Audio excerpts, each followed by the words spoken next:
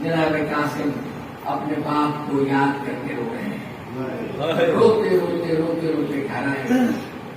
گھر آ کے ماں سے کہا اماں میرے بابا سوچتے ہوں گے میرا کوئی بیٹا بھی مجھ سے ملنے نہیں آیا۔ آپ کو بتائیے نا، کسی نے 34 سال لکھی، کسی نے 36 سال لکھی، 14 سال کی تو ایک دفعہ کی قید ہے۔ اور انیس نے بڑا پیارا شعر کہا ہے کہ مولا پہ انتہائی اسیری گزر گئی، مولا پہ انتہائی اسیری گزر گئی، زندان میں جوان کی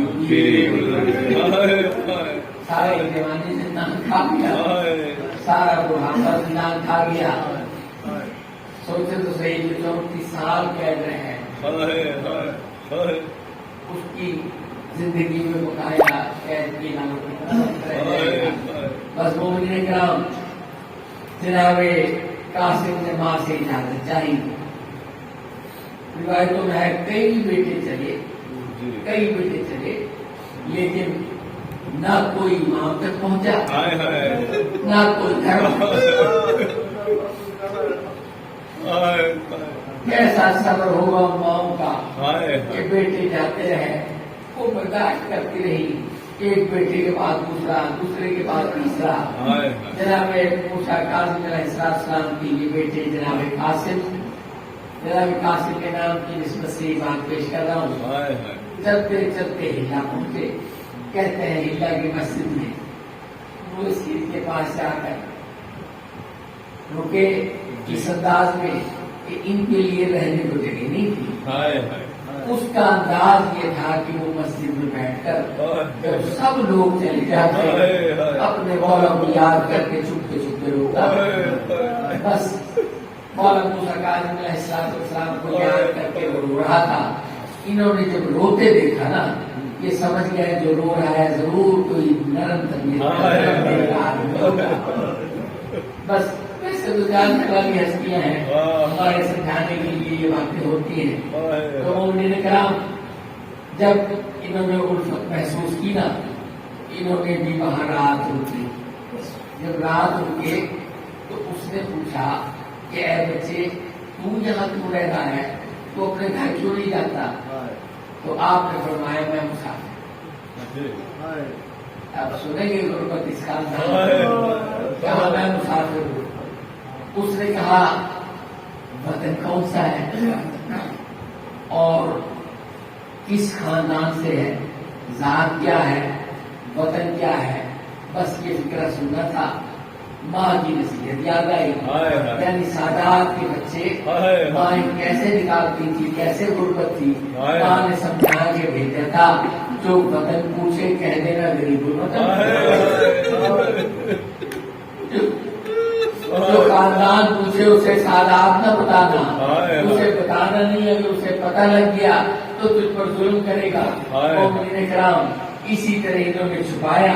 جب چھپایا نا، اس نے دیکھا، عبادت دیکھی، عبادت دیکھ کر ان سے کہا کہ اگر ہو سکے آپ میرے گھر چلو، میں آپ کی خدمت کروں۔ گھر لے آیا، گھر لا کر کہتے ہیں کہ کھانا پینا جو گھر کا اہتمام ہوتا ہے وہ خصوصی اہتمام کرتا تھا۔ جناب قاسم کے لیے اہتمام ہوتا تھا۔ جناب قاسم کھانا کھاتے تھے۔ زندگی کے دن گزرتے گئے، وقت گزرتا گیا، اس کی بچی بیمار ہو گئی۔ اس نے اپنی زوجہ سے مشورہ کیا کہ اگر تو کہے رشتہ دیکھنا پڑتا ہے، اچھے رشتے مشکل ملتے ہیں، ایسا نہ کرے، اپنی بچی کی شادی اس بچے سے کر دے۔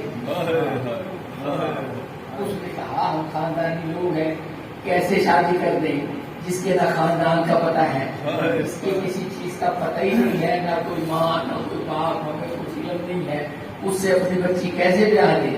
اس نے کہا ایسا نہ کہ سب عبادت کرتا ہے۔ جب یہ جناب قاسم عبادت کرتے ہیں مجھے ایسے لگتا ہے جیسے بوس کا کھاتا ہے۔ جناب قاسم ایسی عبادت کرتے ہیں، اور ایسی عبادت ادا کرنے والا کسی اونچے خاندان کا ہی ہو سکتا ہے، نہ میں نے ایسی عبادت دیکھی، نہ ایسی شرافت دیکھی، نہ ایسی عظمت دیکھی. اس سے اچھا رشتہ ہمیں اپنی بچی کا کہیں نہیں ملے گا. میری بات مان لے، اس سے رشتہ کر دے. بیوی بھی متاثر تو تھی، اس نے کہا ٹھیک ہے ہم اپنی بچی کی اس سے شادی کر دیتے ہیں. بس مومنین کرام دونوں کی شادی ہو گئی. شادی ہونی تھی. میں کہوں گا جناب قاسم نے مدینے کی طرف رخ کر کے کہا ضرور اے میری بہنوں، کافی بہنیں تھی جناب قاسم کی، تم مدینے میں ہو، میں یہاں ہوں. آگے بھی ایک بہن کو یہ آس رہی کہ میں اپنے بھائی کا گانا مان لوں.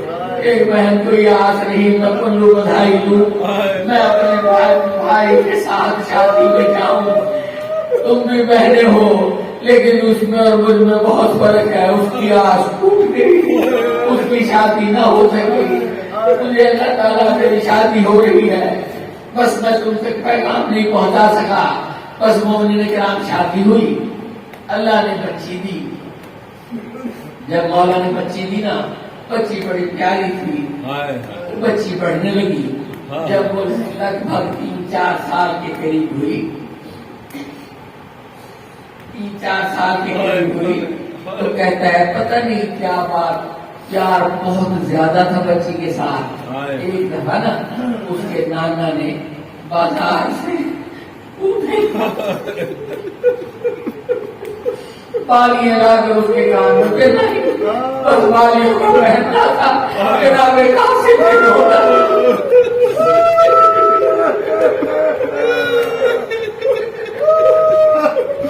بالیوں کو دیکھ دیکھ کر زاروں قطار رو رہے تھے، آنسو بہا رہے تھے. کسی نے پوچھا اے قاسم اتنا روتا کیوں ہے؟ کہا روتا یوں ہوں کہ میری بچی کے کانوں میں بالی ہے، دیکھنے والا کوئی نہیں. انہوں نے کہا کوئی بات نہیں، ہم سارا کنبہ تیرے ساتھ ہے.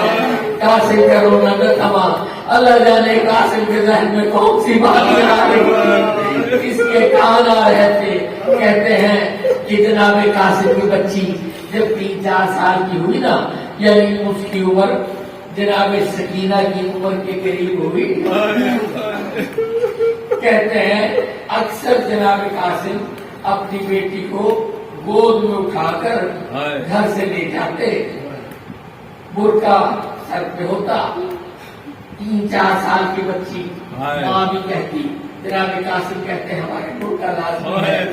اور بعد میں وصیت بھی کی ہے کہ میری بیٹی کو ہمارے گھر پہنچا دینا. یہ سیدزادی ہے، اسے سیدوں میں پہنچانا، لیکن یہ بہت بعد کی وصیت ہے. اس سے پہلے کی بات بیان کر رہا ہوں.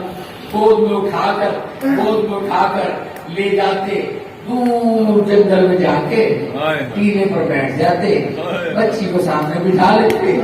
کہا بیٹی اپنے سر سے دوپٹہ اٹھا، سر سے چادر ہٹا کر کبھی اس کی بالیاں اٹھاتے، کبھی بالیاں پہناتے. بچی کو کہتے بیٹی میں تجھے کہانی سناؤ. کہانی سنانے بیٹھتے کہ ایک بادشاہ تھا، اس کی رعایا ساری کائنات تھی. اتنا بڑا بادشاہ تھا، اللہ کے ملک کا ایسا بادشاہ کوئی نہیں ہوگا. اس بادشاہ کے ایک بیٹی تھی، اس کا نام سکینہ تھا. ایک بیٹی تھی، اس کا نام سورا تھا. ایک بیٹی تھی، اس کا نام پورا تھا. یہ کہہ کر رونے لگتے. وہ کہتی بابا رو کیوں رہا؟ کہا رو اس لیے رہا ہوں اس کی کبرا بیٹی کا سواب اٹھ گیا. کبرا بیٹی کا سواب اٹھ گیا.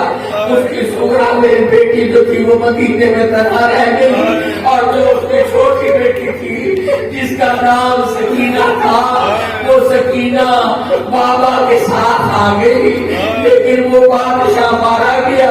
جب وہ بادشاہ مارا گیا، سکینہ ساتھ تھی. عزیزانو سنو گے، سکینہ ساتھ تھی. اس کے بعد کہتے ہیں کئی دفعہ سنا لی نا بات، بیچ کی بات چھوڑ دیتا ہوں. کئی دفعہ سنا لی نا تو سکینہ نے خود جب کہا نا سکینہ تھی، اور سکینہ نے باپ کے مرنے کے بعد ابھی یہ فکر ہی کہا تھا. جناب فاطمہ نے اپنے چہرے پہ تماشے مارے اور آگے یہی